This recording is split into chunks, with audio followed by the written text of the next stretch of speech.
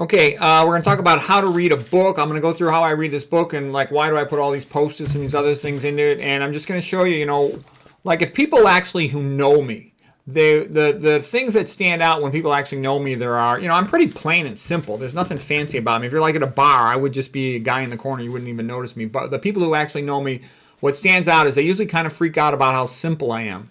And then the next thing they freak about is how much knowledge I have, like people who really deeply know me personally. And they go together. Simplicity provides time to do things like how I can read all these books and do all these other things. And like just to give you a little perspective, when I took my diagnostic radiology written boards on clinical information, it's like a 4.5 hour test. I've done an hour, 10 minutes with perfect score. And the question is, how does a person do that? Okay, and what I'm going to show you is here's what happens when you read a lot.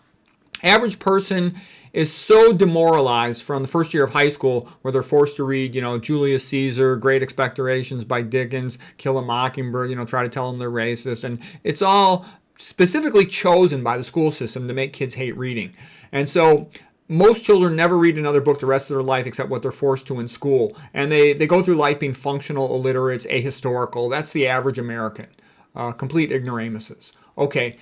The next level is people who, want to get good grades for, a professional career, go to grad school or something. So they read whatever they have to for school, and they pursue a little bit of advanced education. So they got a little more vocabulary skill, and maybe they got a little higher IQ, but they're not that educated. They did what they had to do to get by. Okay, then the next level up in literacy, vocabulary, verbal sophistication is people who read for pleasure. They'll enjoy reading a nice novel. Whatever they read, they enjoy. It's not a big deal. My father was like this. He would read the well-known novels. He would read the well-known authors, philosophers and stuff. But it was just sort of, after a long day's work, my dad was a doctor, a psychiatrist. He would get done with his day's work, take the dog for a walk. Then he'd eat his dinner. He'd sit in bed and he'd listen to classical music and read books. Okay, and he knew the English authors and sort of the famous men of the last couple thousand years. But what I'm getting at is he wasn't reading for any specific purpose. He was just reading because he found it enjoyable and relaxing. He'd grown up as a poor guy in Ireland with a dirt floor, and he was just happy to have a book in his hand. Okay, and he was a great role model for me. However, what I'm trying to say is there's a higher level of reading, and the higher level of reading is to read for a purpose. And that'll be like what I'm trying to do. I will read for months on end to figure out diabetes, to figure out hypertension, to figure out what causes atherosclerosis, to figure out what causes dementia. And the relevance is when you are reading for a specific purpose to figure out a disease, you've got really good memory retention. Okay? All right, so, and it's nice to have a good vocabulary because people who don't have a good vocabulary, they can't really defend themselves. In this modern world, unfortunately, we all get hassled a lot. Most people do. And if you can verbally defend yourself or you can write well, you have more ability to prevent people from messing with you. And it's good to have that, okay? And it's good for other things as well. But anyways, there's a lot of things that go into, like telling jokes. Anybody who can tell jokes is pretty smart because, think about it. When you learn another language, you don't learn jokes until you're real advanced. That's an advanced thing in language. Okay, so let's go to the next slide. I'm going to go through how I systematically go through a book. Okay, so basically, first of all, you want to choose the book carefully. Most books are not that good. You can look at the testimonials.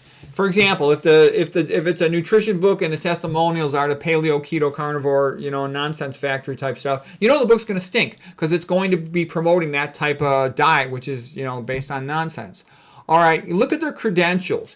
If they really push conventional credentials, conventional everything, the book's going to stink. It's just going to be a drug dealing manual. That's where it's coming from. Conventional medicine is totally narrow-minded and stupid. It almost never cures a disease or does anything new or interesting. Okay, if the patient helped themselves, a family member, a friend, that's a good sign. Doesn't mean the book is good, but at least it's more likely to be good. If there's good information immediately, like on the first page, there should be something good. Because some of the most common things you run into is that the book could really be a 5-page article and they fluff it out into 250 pages to make it into a book. That's a very common trick. So if you don't see a lot of information density, idea density on the first page, don't buy the book, And if you buy a book from Amazon, they're pretty good about showing you the first couple pages. It's really nice to see the index. I like to see the index because, like I said, I recently have these 2 books from the Ivy League, supposedly about Alzheimer's, MS, and this complex neurodegenerative disease. I just wanted to see if these guys, the big names, had anything to show. Both books totally sucked. None of them. They don't even mention excitotoxicity in their index. I bought them off Amazon, so I couldn't see the index when I bought the book. But the book to me is just like a comic book if it doesn't go through excitotoxicity and stuff. It's baby talk. Nonsense. And that's why, one of the lines in this last Ivy League book I read, I started reading, I read about the first 40, 50 pages. He says, hundreds of Alzheimer's scientists were gathered together in this auditorium at some national meeting, a conference. And what I'm saying is, there's hundreds of them. And despite the fact being hundreds of them, none of them has any more imagination, than a high school dropout. I'm sorry, they just sit there and go, how come we can't make beta amyloid work? How come we can't make inflammation work? Because it's wrong, okay? And it's been wrong for 40, 50 years. So they're stupid, okay? I'm telling you, it doesn't mean a doctor's smart because they go to an Ivy League school, okay? And being smart's not the same as having a good memory to pass a test, okay? Creative thinking and memorizing something for a test are not the same thing. Okay, they'll go together sometimes, but they're not the same thing at all. Okay, so sometimes they're just trying to recruit you for some course you must pay for or to come to their clinic or something. So again, if you see that there's not a lot of information density, then forget it. All right, so now what do I actually really do? I'll take a look at the book, I'll look at the table of contents, get the gist of it, and I maybe look at the pictures a little bit, but then I start reading. And notice I write all over my books. I write on them like crazy. What I'm trying to do is, the first time I go through the book, I'm just scanning the book for information. Is there anything useful here that I want to memorize? Because that's my expectation when I read a book, that I'm basically going to suck the useful knowledge out of it like a vacuum and then keep that knowledge, okay? So I'll circle a word, I'll make a little asterisk, or I'll draw a line from the money word. Same things here. I don't know if you can see that. I can put it up here. Well, here. No, that's the page where I got the line. These lines coming up, that means I'm going to go back to that. And I'll go back to the book later to put it into a Word file. For example, this is a book about hypertension, High Blood Pressure Solution by Richard Moore, MD, PhD. It's one of the best healthcare books ever written. So I will take this information and I'll have a file on my computer on hypertension. And I'll keep the page numbers corresponding to it. Plus, I also, while I'm reading the book, I'll just read these in the bathroom usually, is I'll write in the back of the book, and I'll often cross-index the book, the page number to where I saw something good. So then the first time through the book is just to quickly see, is there anything useful? I'm searching like a scout. Is there useful information? Is there useful information? Then the second time I go through, I'm doing it to transfer it to my Word file, or I'll just make a video about it, a book review or something. And that way I'll have the information available to me. Because the value of the book, yeah, sure, it's nice to enjoy the book, but the main value of the book to me when I'm reading a medical book for the purpose of mastering a subject is that I retain the information. Okay, so it's not so much, it's what you retain long term that matters. A lot of times I'll just dog-ear the page, I'll fold it back. I'll fold the page back like that, so when I go back over it, I'll only go back to the pages I folded over. If I think there's something really good, I'll put a Post-it note on there, So here's something. I thought this page was really good. I put Post-it notes on both of those pages. Sometimes I go over it again, 6 months or a year later, because I revisit the topic, and I'll highlight it or I'll use a different color pen. But I'm very actively engaged with it, and I've gotten teased about this. I've been like this ever since I was in college, and I'll get teased about it by people, but I'll know the book backwards and forward. I'll be able to quote back the key points in the book, and that's how I do it. And the other thing, I'm real simple. And the reason I say simple, what I'm saying is I don't waste any time with BS. I don't drink any alcohol.